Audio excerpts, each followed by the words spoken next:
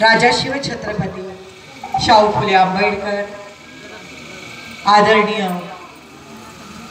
राजमाता जिजाऊ माता अहिल्यादेवी होळकर, सावित्रीबाई फुले, सगळ्यांना नम्र अभिवादन करते. व्यासपीठावरचे मान्यवर, सरपंच असतील, जिल्हा परिषदेचे अध्यक्ष असतील आणि माझ्या सगळ्या माता भगिनी, सख्यानो, छोट्या मैत्रिणींनो, खूप बरं वाटलं की एवढ्या उन्हात मलाही जरा शंका होती की एवढी उपस्थिती असेल की नाही, पण हे प्रेम पाहिलं की अजूनही मूड भरून येतो.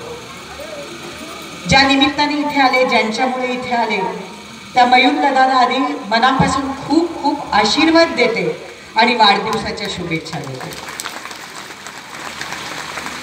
आज ज्यांच्या हस्ते माझे सत्कार झाले, माझ्या हस्ते सत्कार झाले, त्या सगळ्या सत्कार मूर्ती, कोणी शिक्षिका आहेत, कोणी आध्यात्मिका गुरु आहेत, कोणी डॉक्टर आहेत, कोणी कवयित्री आहेत. खूप बरं वाटलं, महिला सगळ्या क्षेत्रात आहेत.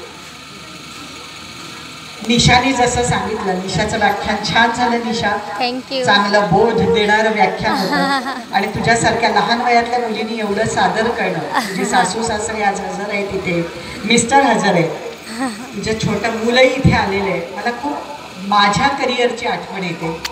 मी जेव्हा सुरुवात केली सिनेमात काम करायला तेव्हा 15 वर्षाची होते, 10वीत होते. पहिला सिनेमा केला चक्र, स्मिता पाटील ही माझी आवडती अभिनेत्री.